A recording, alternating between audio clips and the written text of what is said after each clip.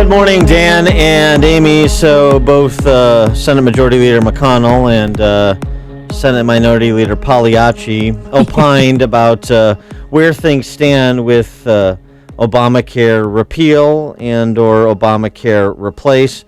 Washington Examiner reporting yesterday that the House is aiming for a second repeal effort in April or May. Bill Flores quoted in the piece, conservative Republican from Texas, part of the Republican Study Committee.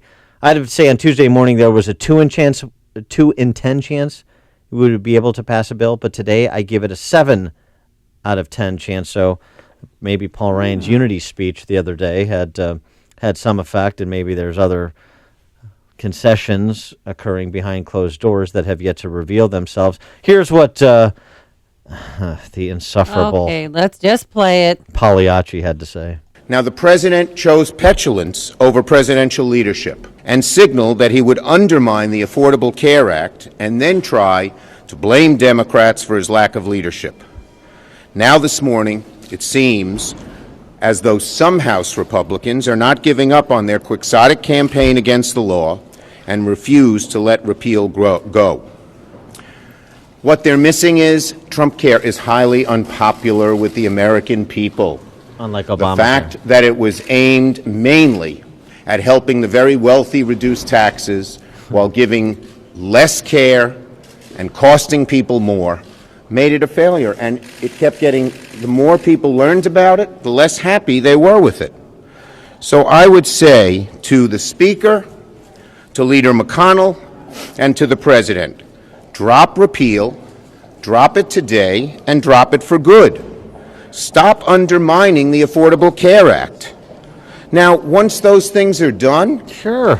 we Democrats are more than happy to sit down together and come up with ways to make the law work better. We never said it was perfect. We do think it's permanent. Yeah. Here's the thing. The Democrats should stop celebrating. All you need to do, President Trump and House and Senate Republicans, if you just agree with us, there wouldn't be any problem. Right. That's such a reasonable argument. If you do what we say, then we'll all get along, Dan. I mean, you know how that works. What is so complicated about that? And of course, it's Republicans undermining Obamacare through rhetoric, not Obamacare undermining Obamacare through its structural infirmities and the externalities it throws off. If it's not perfect, what a grand concession by Schumer. Then, if it's not perfect but could be improved, then how is it Republicans undermining something that's not perfect and needs improvement? I'm curious as to Schumer's logic, but he's just, gosh, he was insufferable before, but as Senate Minority Leader, boy, Mitch McConnell. It makes you miss Harry Reid, doesn't it? No. Just admit it. No, it doesn't. He's on the exercise machine. And maybe it makes me miss George Mitchell. Where's he around? Maybe he can run for Senate again.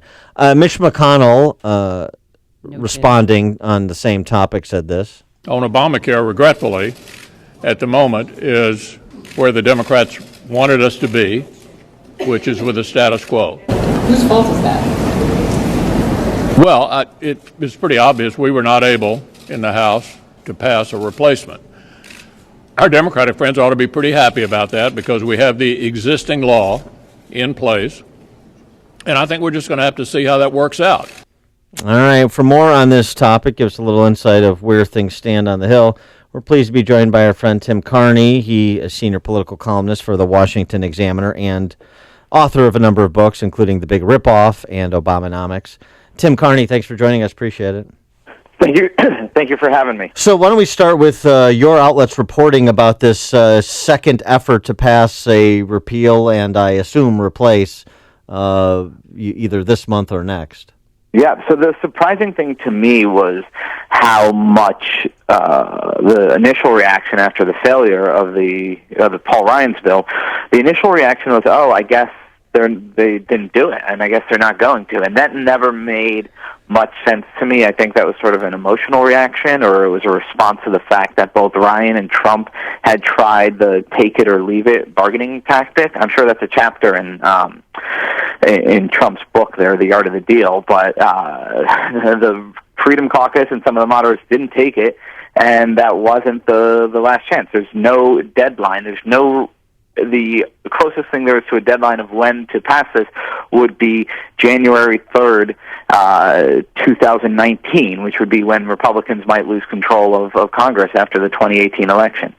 So instead, the idea that they would try again always seems sort of perfectly rational, and now that word is starting to get around on the Hill with both conservatives who had been critics of the bill, with House leadership taking it up. The Senate's being a little more mum on it, but even there you're getting some word that they are going to try it again. And our question and our editorial today is saying, you definitely need to try it again. This is what you were elected on. Obamacare is a bad bill, but you got to do it differently this time around. Don't write it behind closed doors and stick it out and say, all right, this is the bill, take it or leave it.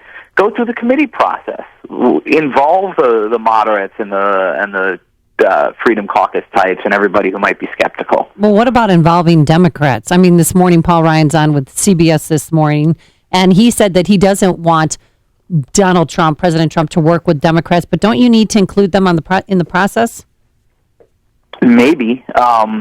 Democrats are pretty clear that if a Republican reform is actually considered a repeal of Obamacare, that they're not going to play ball. I haven't seen a single Democrat say, well, I'll go with repeal if the replace meets my standards. No, they're dedicated not to a functioning healthcare system, but to preservation of Obamacare. And so I don't think you're going to get any of them. So then the question is, and the Republicans control the House, so that's fine. In the Senate, Republicans, do not have the 60 votes to clear a filibuster. So then we get into sort of the parliamentary things.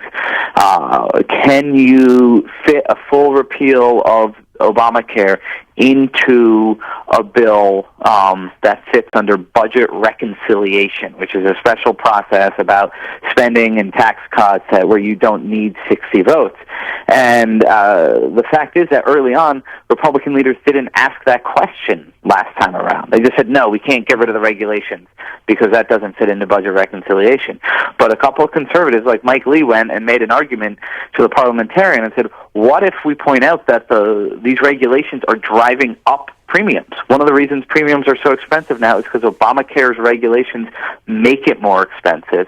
Because the government subsidizes premiums, you save money by getting rid of this regulations. And the Senate parliamentarian told Mike Lee, yeah, that makes sense if you're careful, if you word it right. So you might not need Democrats if they can be careful, if they can make sure that the repeal of the regulations is done in such a way so as to save money for taxpayers. Yeah, but you also have the additional problem in the Senate of a narrow margin and milquetoast Republicans like Susan Collins who may not be on board for as strong a replacement as some free market conservatives would like. That's true. The funny thing is, when I first came to Washington, 16, 17 years ago, we would rattle off in the Senate. It was, Specter, Collins, Snow, Chafee, Jeffords.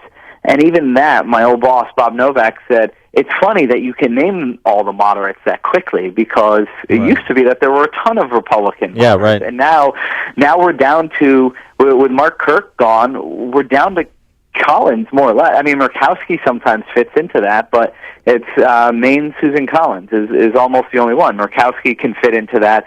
There are other senators who, it's not because they were moderate or whatever, but had some objections to Ryan's bill. And if you're just looking at it along the ideological spectrum, you're going to miss some of it. And senators are famously stubborn. So, yeah, there's all sorts of things that could happen where suddenly you lose Bob Corker or you lose Lamar Alexander. Or there's a senator particularly close to the hospital industry, and that might be Corker. Then they peel off if you don't have the hospital lobby. Right, or you lose Rand Paul, and perhaps you could lose him too when you have pronouncements like this from Steve Bannon, this from a New York Times Magazine piece on Bannon, Trump, and Ryan. Is the baby okay? Yeah, it's everything. No, sorry, I tried to sit down instead of walking with. No, that's okay. I understand. Well, it's we're talking politics. Nobody should be happy about that. Yeah. So in this New York Times Magazine piece I was referencing, Bannon said I think the Democrats are fundamentally afflicted with the inability to discuss and have an adult conversation about economics and jobs because they're too consumed by identity politics. Okay. And then the Republicans, it's all theoretical, Cato Institute, Austrian economics, limited government, which just doesn't have any depth to it. They're not living in the real world. I don't think that's going to set well with Rand Paul. No, and it's the thing is that limited government. I mean, if he was saying like no government or something, that's theoretical. Limited government is the idea that there are limits on government. It's the idea behind the Constitution, and it's the only thing that's grounded in the real world, because we know that without limits on government, that it runs away and it becomes, absolute power. And that's part of the problem with Obamacare, is a lot of people see it as this sort of time bomb or this thing that's set to grow. It is created to function and at times to not function, all in ways that will increase government's role in our life. And that's one of the reasons that we need to get rid of it. With more government control of the health sector means more government control of the economy, means more businesses depend on government for their well-being. It means that what you eat, Dan, I pay for. That donut, put it down, because I, as a taxpayer, am going to pay for your eating health. it. All of these things, that's the fact that you worry about limited government is actually firmly grounded in pragmatism. And when Bannon's saying that, I sort of know where he's coming from, that sometimes here in Washington we can get too theoretical. But yeah, if he's going to say we're not going to care about free market libertarian thought at all, it's not just Rand Paul he's going to lose. Mike Lee is there. A sizable number of the guys you would want to get for the House vote are going to be upset. And so the fact is that we don't. This is why I'm saying you can't look at a sort of a left-to-right spectrum within the Republican Party. You've got populists, you've got libertarians, you've got conservatives, you've got moderates, you've got people who are simply anti-establishment, you have people who are simply pro-business. And yes, if anybody tells you it would be easy to pass a bill, then yeah, they're not telling you the truth. Right. So for the people who who want to go back to their doctors basically, and who are just waiting to see what's going to happen, with Obamacare and replace and repeal, realistically, how soon until something happens? Are we looking a year down the road, 2 years? If a bill were to pass, I think one could pass by the end of the year. Mm-hmm. I don't think that's unreasonable. But the idea that they were going to rush a bill through in the month of March was silly. But if a bill passes by the end of the year, then how quickly is it going to be implemented? Insurers are currently selling plans through the ObamaCare exchanges, and that's a long process, actually. Now, I just upset my baby by saying Obama's not going to be gone. Your baby's impatient. How old's your baby? It's a long, so she's a 3-month-old here, and so all she's known is the current dysfunction of the Trump. Exactly, yes, exactly. She's very upset. It takes a while to set up the exchanges, and so, I think you could have the exchanges fully functioning in 2018, even if you pass the bill by September. So it could be 2019 before you had an individual market that was free from Obamacare. That's assuming you get it passed. Let me see if we can make your daughter a little bit happier. A week from tomorrow, Mitch McConnell says we're going to have a vote to confirm Neil Gorsuch to the Supreme Court. Yep. Nuclear option going to be exercised, and then we're done with that nonsense? Yeah, I think it depends. So you've had Pat Leahy suggest that maybe he won't filibuster while Schumer is Captain Filibuster. He's he's always wants to do that. He's the one who escalated the filibuster against Miguel Estrada back last decade, and then dialed it up to be any conservative appointee to a lower court who might possibly be a candidate for the Supreme Court. And then so Schumer's the filibuster guy, and some liberals think, well, this is all a fight about perceptions, right? And so if we are filibustering Gorsuch, Democrats are proving that they will filibuster literally anybody in any circumstance. And so that gives a little more cover when the media, who's not going to like Republicans, might say, well, you got to understand why they're doing it if they realize that the Democrats are going to filibuster anybody.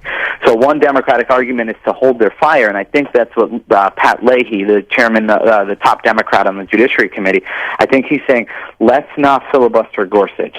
Let's see if the next judge who could tip the balance and who might not be as so 100% obviously qualified for this seat, and let's filibuster him. Then if the Republicans pull the nuclear trigger, well, at that point, we might have a little more argument on our side because, well, if Roe v. Wade is actually in the balance, then you can expect the balance in the media to go out the window. Well, exactly, which is why I hope they filibuster, because it's rare when you get Mitch McConnell exhibiting courage, and we've got this window of opportunity to eliminate the filibuster as an option for Democrats effectively, both for Gorsuch and that next justice. So we'll see. He is Tim Carney, father, senior political columnist for the Washington Examiner, and author of books including The Big Ripoff and Obamanomics. Tim, thanks for joining us. Appreciate it. Thank you for having me. Love that baby noise. And he joined us on our turnkey.pro answer line.